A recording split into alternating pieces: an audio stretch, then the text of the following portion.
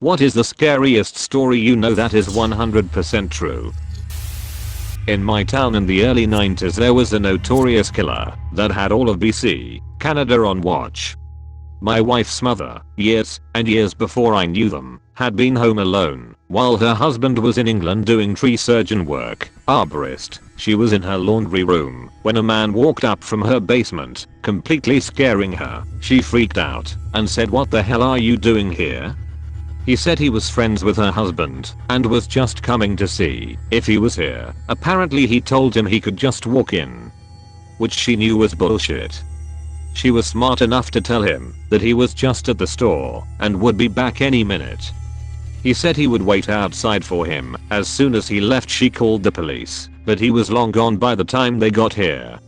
2 weeks later, the killer was caught, his mugshot put on TV, and it was the guy in her house. Happened to me, have posted about it before. I was around 11 years old, and I woke up in the middle of the night to a man straddled on top of me with his hand over my mouth and nose. He told me to roll over and not scream. I rolled onto the floor and tried to scream bloody murder. I say tried, cause when you are truly terrified it can take a second to find your voice. My mom heard me screaming and came in and fought with the guy. He was at least 6 feet, she was 5 feet 3 inches, and scared him enough with the fighting and screaming that he took off out the window he had come in through. Never did catch him. Hold the fuck up for a moment. What the fuck? John List killed his whole family, wife, mother, daughter and 2 sons.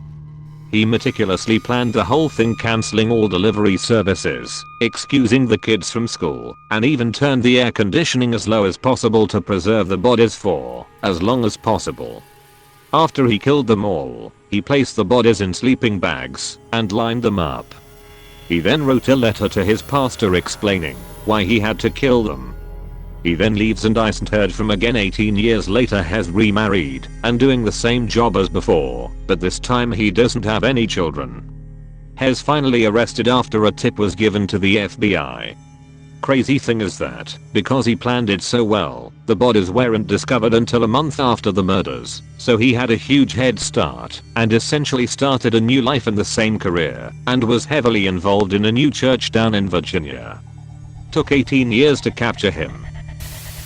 A pub in Calmbrook, Berkshire in UK, has a pretty terrifying history. The Ostrich has seen its fair share of murders and they say that over 60 were committed here.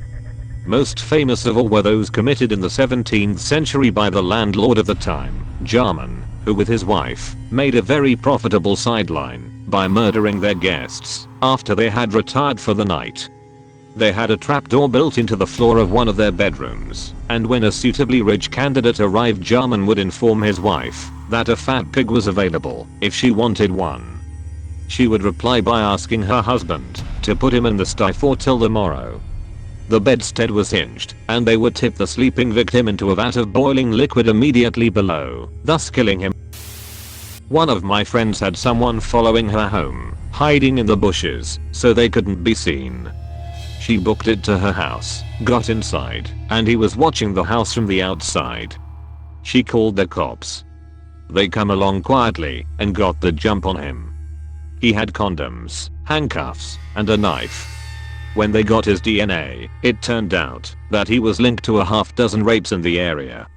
She credits her regimen of running sprints to outrunning him that night, and firmly believes she would have been raped if she couldn't outrun him then. Rule #1, cardio.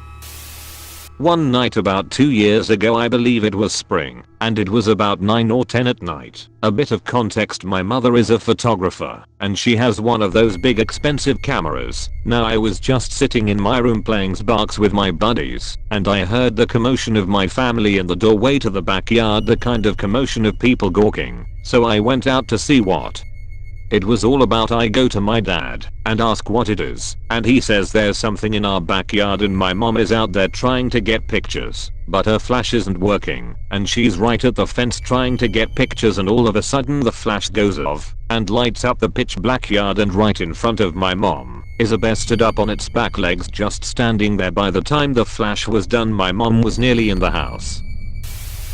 During WWII, an American airplane crashed near the Japanese island of Chichijima. There were 9 servicemen on board. 1 was rescued by an American submarine. The other 8 were taken in by the Japanese. Don't want to go into all the details, but through some time and events, the Japanese ended up eating those servicemen. But that's not the weird part. The one serviceman who was rescued? That was George H.W. Bush. Google Chichijima incident for more details if you'd like. Was working the evening shift at a gas station. Man comes in all disoriented. I go to help him out. He has a gash on his head and doesn't know where he was. I couldn't see any crashes around, so assumed he had fallen or something. Normally we are supposed to stay inside the glass shielded register area whenever anyone is in the store. I, being a nice human being, went to help while calling the police/EMS. They got there and checked him out. They thought his head may have been fractured. Took him to the ER.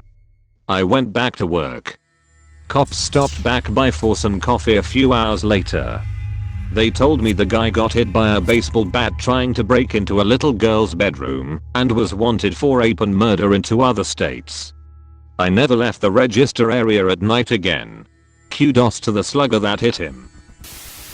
On September 20th, 1987 in Bellingham, Washington, a Georgia Pacific paper mill worker was sent to inspect a heat exchanger system in the steam plant.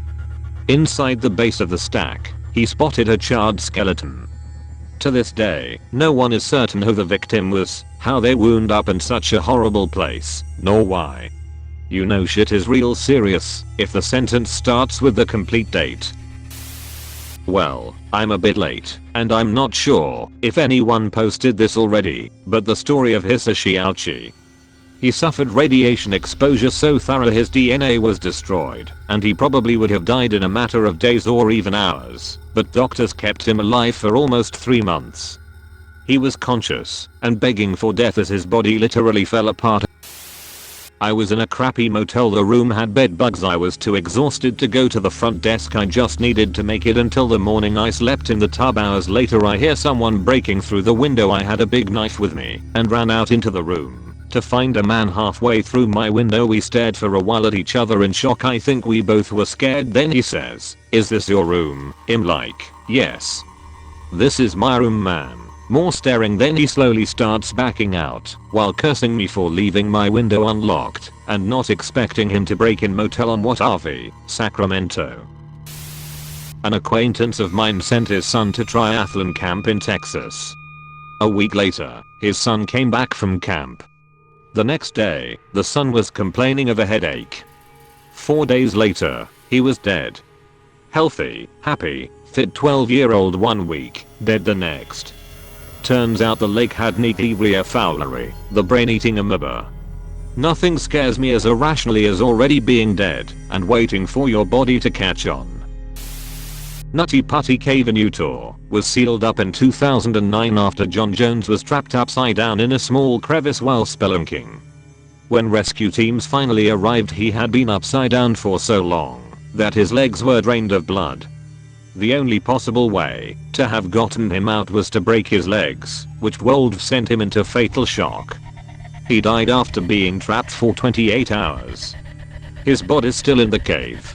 Didn't they almost get him out, but then one of the pullers snapped and he got trapped even worse? That's my personal nightmare. A guy I worked with was riding his dirt bike through the woods and somebody hung a cable between 2 trees.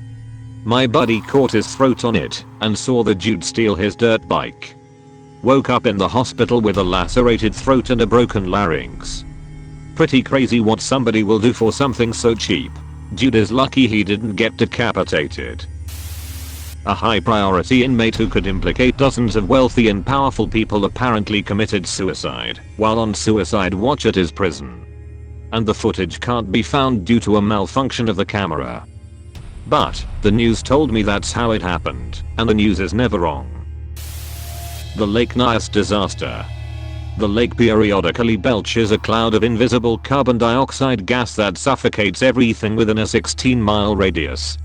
In 1986, over 1,700 people and all their livestock died without even understanding what was happening to them. My science teacher in high school was in the Peace Corps and one of the first people to come across this village after it happened. He said it was so eerie because all the flies and mosquitoes had died and it was so silent. Please subscribe for more Reddit. Bye.